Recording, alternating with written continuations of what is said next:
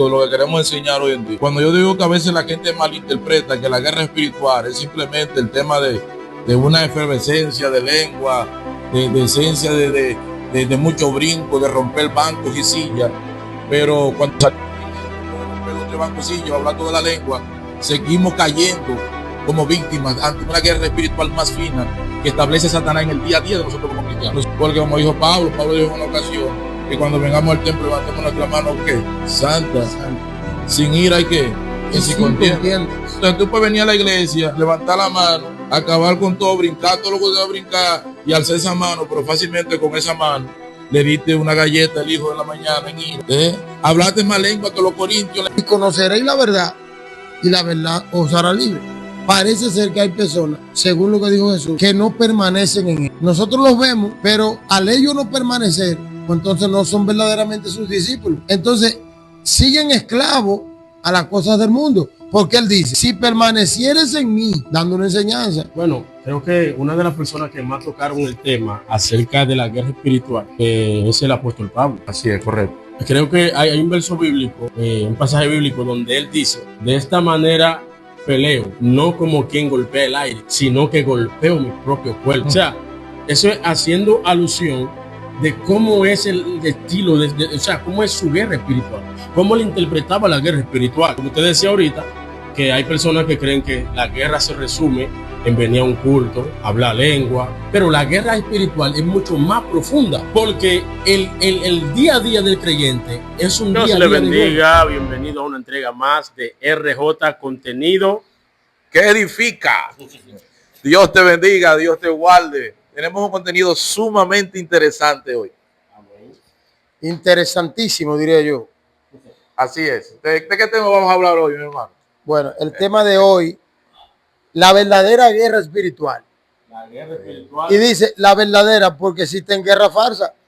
Oh, entonces, hay gente que habla de guerra y no está haciendo guerra. No está haciendo guerra porque no existe. Entonces, habría que saber cuál es la verdadera guerra. Para hacer guerra, lo primero que hay que tener es resistencia en el mundo de los espíritus. Sí, creo que vamos a hablar de un tema realmente para nosotros es común dentro del conglomerado cristiano. Pero vamos a ver de qué manera nosotros podemos visualizar y ver y lo adaptamos a nuestra vida espiritual. ¿Y de qué manera lo vemos? Porque a veces el contexto del plano de cómo lo vemos y lo espiritualizamos, a veces cometemos ciertos errores. Y vamos a estar hablando sobre la guerra espiritual efectiva. Eso es un tema sumamente importante y dentro del mundo cristiano se escucha mucho, guerra espiritual. Y quizás hayan personas que todavía no entienden qué significa la guerra espiritual. Sí. Así es. Entonces, ¿por qué queremos hablar de este tema? Yo creo que a veces hay algunas malas interpretaciones, a veces la gente ve esto en un sentido donde la guerra espiritual es como un desorden empírico manifestado. Pero vamos a ver qué se da detrás de cámara realmente en la guerra espiritual, que se extrapola a nuestra vida diaria, lo que vivimos, manifestamos, lo que somos en esencia como hijos de Dios. Sabemos que el evangelio consta de una guerra. Ahora, ¿hasta qué punto entendemos nosotros esa guerra? La primera guerra espiritual, hermano, empieza cuando nosotros venimos al evangelio. Es una guerra de la carne y el espíritu. Ambos se oponen entre sí para que no se haga la voluntad del otro. Esa es la primera guerra espiritual. Usted está haciendo guerra. ¿Por qué? Porque usted está matando su hombre carnal y está dando vida al espíritu. Los que viven conforme a la carne, dice la Biblia, no agradan a Dios, pero tampoco pueden agradarlo. Es decir, no solamente que no lo agradan, sino que aunque quisieran agradarlo, no pueden agradarlo. Los que viven conforme al espíritu, eso agradan al Señor. Amén. Eso me hace recordar un pasaje bíblico donde el apóstol Pablo habla acerca de una lucha interna que él estaba expuesto. Y él nos enseña que todos cristianos tenemos esa lucha interna. Es como una guerra de voluntad, donde la voluntad del hombre y la voluntad de Dios como que chocan entre sí. Así es. Sí. Usted sabe que cuando a veces extrapolamos este tema, por lo normal nosotros como cristianos tenemos el contexto de que, por ejemplo, rápidamente nos imaginamos qué es la guerra espiritual. Algunos hermanos entienden rápidamente que la guerra espiritual se extrapola a un combate extrafísico, bueno, entre los ángeles, los demonios. Algunos lo ven como que es simplemente volar banco, romper 2 o 3 sillas en la iglesia, saltar, emitir 2 o 3 lenguas, que todo eso es parte del sistema espiritual al que nosotros nos regimos, y sabemos que dentro del plano espiritual la manifestación es evidente. O sea, estamos hablando dentro de un plano de un mundo espiritual que está expuesto ya ante lo físico, porque lo que vivimos espiritualmente se manifiesta en lo físico. Las grandes y malas interpretaciones que vienen a veces, vemos que queremos interpretar la guerra espiritual, pero dentro de un contexto humano. Por ejemplo, cuando vemos ese punto, entendemos, bueno, están los ángeles y los demonios en el mundo espiritual dándose machetazos, espadazos y todo eso, claro, Dios de una manera u otra nos interpreta la guerra espiritual dentro de nuestra limitación humana y nuestra lógica. Dios busca la manera de que nosotros interpretemos cómo es esa guerra. Ahora, cuando vemos esto de una manera más fina, ilustrada, en cómo Dios quiere que nosotros veamos esta guerra, entendemos que más que una guerra de un combate físico en el mundo espiritual, estamos viendo una guerra que tiene que ver con conceptos, tiene que ver con juicios, tiene que ver con decisiones que se toman en el manto espiritual y regida para autorizar a espíritus, ángeles, de todo, debe ser el plano que sea Dios o sea el plano que sea Satanás. Entonces, hay que tener claro, porque si tú no tienes una guerra espiritual efectiva, es probable que la misma guerra te mate. Eso es así. Y entonces a guerra espiritual, yo pienso que hay que hablar específicamente del pasaje bíblico. Cuando vemos a Jesucristo, Jesús dice, ninguno puede entrar a la casa del hombre fuerte sin que antes, escucha bien, sin que antes ate al hombre fuerte. Es decir, es lo que quiso dejar, mira, para poder arrebatar las almas en el mundo espiritual, primero hay que entrar al mundo espiritual y derribar al principado, al gobernador, a la hueste de maldad, que están atando ese radio. Por ejemplo, eso me llama la atención de la enseñanza de Jesús. Ahorita hablaba con alguien y le decía que Jesucristo daba una enseñanza porque era en la noche, lo tomaba para orar. En el día era guerra. Guerra por las almas. Que sanaba a los paralíticos, que sanaba a los enfermos, resucitaba a los muertos.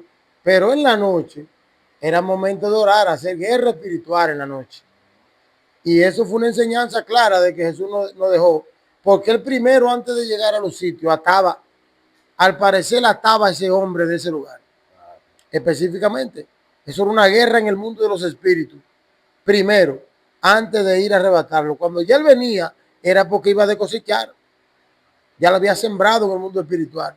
Es una guerra espiritual efectiva. Correcto. Jesús en la noche, en sus oraciones, es donde yo creo que efectuaba su mayor guerra, sí, en la intimidad. Entonces, tenemos un problema hoy en día, y es que los creyentes de hoy en día quieren hacer guerra solo en público. Hay gente que nada más quiere en los altares, que creen que nada más se hace guerra. Pero la mayor guerra Jesús la libraba en la intimidad, en la oración. Porque yo digo que una guerra efectiva siempre surge, ¿sabe cuándo? Cuando tú aprendes a someter tu voluntad a la voluntad del Creador. Así es. Mira, algo interesante que dijo Pablo en 2 Corintios, capítulo 10, versículo 3. Que Pablo dijo, pues aunque andamos en la carne, no militamos según la carne, porque las almas de nuestras milicias no son carnales, sino poderosas en Dios para destrucción de fortalezas, derribando argumentos y toda altivez que se levanta contra el conocimiento de Dios y llevando cautivo todo pensamiento a la obediencia a Cristo. Entonces, Pablo estaba consciente como apóstol en sí de la guerra que estaba librando. Entonces, pero el tipo tenía un conocimiento amplio del campo de guerra. Porque lo primero que establece Pablo dice aquí es que aunque él andaba en la carne o aunque nosotros militamos en la carne, lo primero que tenemos que interpretar es que nuestra guerra no es humana. Porque no andamos según la carne, dice Pablo. Y es lo que establece en el versículo 3, sino que aprendemos a andar en una milicia, pero en un reino espiritual. Y por eso usted empieza el desglose de lo que Pablo empieza a enseñar. Y dice, porque las almas de nuestra milicia no son carnales, sino poderosas en Dios para destrucción de que de fortaleza. Algo que hay que entender en la guerra espiritual y como principio, uno de los principios fundamentales, que la guerra espiritual tiene mucho que ver con la mente. Por eso yo no quiero que nos malinterpreten a nosotros y puedan sacar algunas conclusiones fuera de lo extrabíblico, de lo que queremos enseñar hoy en día. Cuando yo digo que a veces la gente malinterpreta que la guerra espiritual es simplemente el tema de una efervescencia de lengua, de esencia de mucho brinco, de romper bancos y sillas, pero cuando salimos de la iglesia, después de romper 2 o 3 bancos y sillas, hablar toda la lengua, seguimos cayendo como víctimas ante una guerra espiritual más fina que establece Satanás en el día a día de nosotros como cristianos. Porque como dijo Pablo dijo en una ocasión que cuando vengamos al templo levantemos nuestra mano ¿qué? Santa, sin ira y qué, y sin contienda. Entonces tú puedes venir a la iglesia, levantar la mano, acabar con todo, brincar todo lo que te va a brincar y alzar esa mano, pero fácilmente con esa mano le diste una galleta al hijo de la mañana en ira. No te evita. Pero levantaste la mano en ira y saliste a la iglesia. Hablaste más lengua que los corintios en la iglesia, se fuiste abajo, todo el mundo dijo, wow, pero varón habló a lengua tan angelical, en chino, en coreano, este tipo habló en alemán, pero en el trabajo entonces habla mentira. Entonces, no se evita que no va. Hay un asunto aquí que tenemos que establecer de la finura de la guerra espiritual. Es que va más que se extrapola de lo que tú puedas manifestar a una guerra de principio, a una guerra donde se establece en juicio en el mundo espiritual y se debate dentro de tu identidad si es genuina o no es genuina. Porque el mundo espiritual no respeta a todo el mundo. Respeta al que tiene esencia en Dios. Respeta al que ha aprendido a tener intimidad con el Padre y esa identidad que tiene con el Padre hace que en el mundo espiritual lo respeten. Entonces Pablo está estableciendo aquí sobre las fortalezas mentales. La batalla y la guerra espiritual más fuerte que pueda librar un cristiano o fuera del cristianismo se libran en la mente. Porque la guerra aquí comienzan aquí en la mente y por eso dice destruyendo fortaleza. ¿Qué es una fortaleza, hermano José Roberto? Una fortaleza viene siendo como un sistema de pensamiento que subyuga la mentalidad del hombre. Entonces ahí establecemos algo, porque una fortaleza es algo que donde tú no puedes ni penetrar ni puedes salir, porque hay un impedimento, una barrera que hay. Entonces, hay a veces dentro de la guerra espiritual argumentos que se establecen en la mente, dice Pablo aquí. Entonces, estas almas espirituales que nosotros recibimos, ¿vienen para qué? Vienen para combatir las fortalezas que vienen en nuestra mente. Entonces, yo creo que se necesita este conocimiento, porque yo digo que cualquiera puede ser libre de un demonio. Por la autoridad de Dios, alguien que viene y te libera, te ministra liberación, te hace a través del poder de Dios, que tú recibir un impacto de poder donde los espíritus te sueltan todo esto. Pero cuando alguien cae bajo el dominio de una fortaleza mental, esto es peor porque es un trauma espiritual que necesita de una decisión personal para poder tú ser libre de ella. Eso entonces, necesita un rompimiento. Un rompimiento que necesita de una decisión personal tuya. Entonces, es una guerra más fina, donde tú sabes que le das acceso a oportunidades. Satanás no opera en tu vida si tú dale una legalidad. Entonces, todo se decide en ese mundo espiritual que las personas muchas veces ignoramos, porque este mundo es un perfecto engaño. Todo lo que existe, que fue hecho de lo que no se ve, fue hecho para destrucción de un tiempo determinado. Dice que la tierra y los elementos arderán en fuego, es decir, toda la tierra pasará, todo pasará. Ahora, lo que no pasará lo espiritual, de lo que hemos sido hechos, del mundo que nosotros pertenecemos. Lo que el Señor quiere de cada persona es que descubra su yo espiritual y que descubra que la verdadera guerra se pelea en el mundo espiritual. Pero ¿cómo nosotros ganamos la guerra espiritualmente? ¿Satisfaciendo los deseos de la carne? No. Al contrario, matando los deseos de la carne y fortaleciendo el espíritu. Y cuando tú tengas identidad en el mundo espiritual por haber despreciado los deseos de la carne, entonces nosotros entramos a niveles espirituales, que allí en ese mundo espiritual tenemos incidencia en el mundo espiritual. Si nosotros andamos conforme a la carne, satisfaciendo los deseos de la carne, olvídate que el espíritu se va a debilitar en nosotros. Igualmente que si nosotros fortalecemos los deseos del espíritu, pues entonces la carne va a ir muriendo, y eso es lo que Dios, el Señor, le está llamando en cada uno de nosotros. Si alguien, bueno, creo que una de las personas que más tocaron el tema acerca de la guerra espiritual es el apóstol Pablo. Así es, correcto. Creo que hay un verso bíblico, un pasaje bíblico donde él dice: de esta manera peleo, no como quien golpea el aire, sino que golpeo mi propio cuerpo. O sea, eso es haciendo alusión de cómo es el estilo, o sea, cómo es su guerra espiritual, cómo le interpretaba la guerra espiritual. Porque, por ejemplo, como usted decía ahorita, que hay personas que creen que la guerra se resume en venir a un culto, hablar lengua, zapatearse, correr de aquí para allá, llevarse de otra gente, romper 3 sillas. Creen que la guerra espiritual se resume. Pero la guerra espiritual es mucho más profunda. Porque el día a día del creyente es un día a día de guerra. Así es. Cada minuto, cada segundo, usted está expuesto a una guerra espiritual. Por ejemplo, usted está en el trabajo y los hallaron barajando, y viene su jefe y le dice: ¿qué usted estaba haciendo?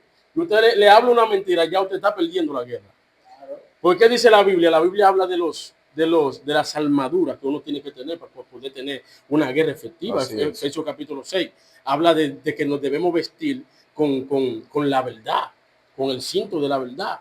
Entonces, cuando nosotros le damos libertad a la carne, como decía el hermano Jonathan, entonces ahí estamos perdiendo terreno, estamos perdiendo armadura en la guerra espiritual, cuando nosotros le damos más cabida a la carne que a lo espiritual. Óyeme, y es poderoso lo que tú mencionas, porque en el contexto de lo que decía Pablo, por ejemplo, lo que venimos ahorita, derribando argumentos y toda altivez que se levanta contra el conocimiento de Dios y llevando todo pensamiento a la obediencia a Cristo. Mientras tú creces en el conocimiento de Dios y aprendes a conocer el mundo espiritual y aprendes a lidiar en una guerra efectiva, tú terminas, ¿qué? Sometiendo tu carne. Entonces, tú tienes que subyugar tu carne para que tu espíritu crezca. Y algo interesante, por ejemplo, esos versículos que tú mencionabas de Efesios capítulo 6, versículo 10 en adelante, yo a veces entiendo un contexto personal, una opinión personal mía, que a veces son los más usados y los más malinterpretados. ¿En qué sentido lo digo? Porque, por ejemplo, Pablo dijo: por lo demás, hermano mío, dice Pablo, ¿verdad? Fortaleceos en el Señor y el poder de su fuerza, y vestido de toda la armadura de Dios, para que podáis estar firme contra las acechanzas ¿de qué? Del diablo. Porque no tenemos lucha contra carne ni sangre, sino contra principados, contra potestades, contra gobernadores de las tinieblas de este siglo, contra huestes espirituales de maldad de las regiones celestes. Por tanto, tomad toda la armadura de Dios para que podáis resistir en el día malo, y habiendo dicho, haciendo esto, acabado todo, estar firme. Pero la expresión más común para tú interpretar todo lo que Pablo está diciendo aquí está en el versículo 10, donde dice: por lo demás. ¿Por qué está hablando Pablo por lo demás? Porque en el contexto que Pablo está hablando, Pablo viene hablando desde el capítulo 6, pero desde el versículo 1. ¿Qué guerra está hablando Pablo? Pablo está diciendo: hijos, obedeced en el Señor a vuestro Padre. ¿Eso es guerra espiritual? Sí. Tú no me puedes decir a mí que tú hablas toda la lengua del mundo y que tú zapateas y que tú haces todo lo que tú hagas y que tú estás en una guerra prendido, peleando con los demonios, pero tú estás en desobediencia con tu papá, con tu mamá, que tú no lo respetas, que tú le voceas, le gritas, le haces todo lo que haga. Entonces tú vienes a la iglesia a hablar toda la lengua de los corintios, entonces tú me estás diciendo que estás haciendo una guerra efectiva y Satanás riéndose por atrás de ti. También le está diciendo, honra a tu padre y a tu madre. La honra. Tú no puedes hacer guerra sin honra. A quien honra, establece la Biblia que tienes que honrar. Óyeme lo fino que Pablo está hablando aquí. Por otro lado, le está diciendo a los padres que no provoquéis a vuestro hijo a qué? A ira. Eso es guerra espiritual. ¿Y a dónde? Pues yo nunca había escuchado que esto es guerra espiritual. Es que la guerra espiritual se trata de tu día a día, no cuando tú vienes a la iglesia nada más. Por eso es que la Biblia dice que el culto debe ser ¿qué? Racional. Entonces, en este contexto, Pablo empieza a hablar sobre esto, el de que nosotros nos sometamos a nuestros amos. Usted no puede estar en desobediencia como un hijo de Dios, en rebeldía en su trabajo, haciendo lo que usted quiera, cuando le dan una orden, su supervisor o todo el mundo, y va y se le da una directriz, una asignación, y usted dice, no, yo soy un hijo de Dios, aquí yo voy a hacer lo que yo quiera. Entonces, usted anda bajo un desorden. Usted puede hacer lo que usted quiera a nivel de guerra espiritual, que usted entienda que es un Saiyajin en el evangelio, pero va en un desorden espiritual. Entonces, esta guerra espiritual es fina. Por eso Pablo empieza en el versículo 10 entonces diciendo, por lo demás, hermano mío, te está diciendo sumándole a esto, después que ustedes hagan todo esto, por lo demás entiendan ahora, hermanos míos, fortaleceos en el Señor y en el poder de su fuerza, para cuando llegue que el día malo, tú tienes la armadura. ¿Cuál es el día malo? Ese mismo día a día que tú presentas. Cuando te presentó una situación con tu papá, pero tú tienes que ahí obedecerlo y respetarlo. Cuando tu jefe se te levanta en tu trabajo, que te dice 2 o 3 cosas duras, pero tú tienes que frenar la lengua para no pecar. Cuando tu hijo se te levantó, pero tú tienes que lidiar la situación, porque tú tienes que entender que tú estás en una guerra espiritual. No es que no lo corrija, no es que le dé una pela, porque hay que darle su pela y corregirlo. Pero tienes que hacerlo en el orden de Dios, no provocando a ira. Entonces, todo esto. El día que se pare la vara de los muchachos jodones. No, porque hasta eso es guerra. Hasta eso es guerra espiritual. Porque... sí. Esa vara no se puede parar. Tiene que dar unos cantinazos. Entonces, hay gente que no han sabido comprender qué es la guerra espiritual. Los corintios hablando lengua y uno por aquí y otro por allá, y Pablo tuvo que reprenderlo. Claro. Pero ustedes están hablando mucha lengua y ustedes creen que ustedes están haciendo algún efecto y no está haciendo nada. Porque le dicen, hay algunos de ustedes que creen que son de Apolo, otros son de Cefa, otros son de Pablo, y se han olvidado del enfoque real de que nosotros somos siervos de Jesucristo. Entonces, por eso, por más que lengua que hablaran, al final no estaban haciendo una guerra efectiva. Eso es igual que personas que pueden venir a la iglesia, pueden predicar, oye, pueden profetizar. Eso no significa que están haciendo una guerra efectiva. Por eso la guerra efectiva es cuando uno se somete a Dios. Por eso hay un pasaje que dice, someteos a Dios, resistid al diablo, y de vosotros ¿qué? Huirá. Huirá. Esa es la guerra efectiva, someternos a Dios.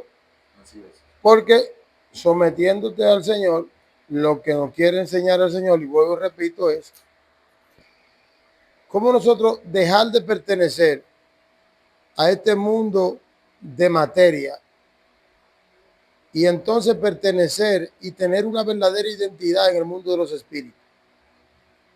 Nadie puede hacer guerra si no existe. Tú no puedes hacer guerra. No. O sea, para tú poder hacer guerra espiritual, tú tienes que existir en el mundo de los espíritus. Así es. Que es el nacimiento de Jesucristo y después mantenerte. Claro. Dice claro. que el que permanece en mí será verdaderamente mi discípulo y conoceréis la verdad y la verdad os hará libre. Parece ser que hay personas, según lo que dijo Jesús, que no permanecen en él. Sí.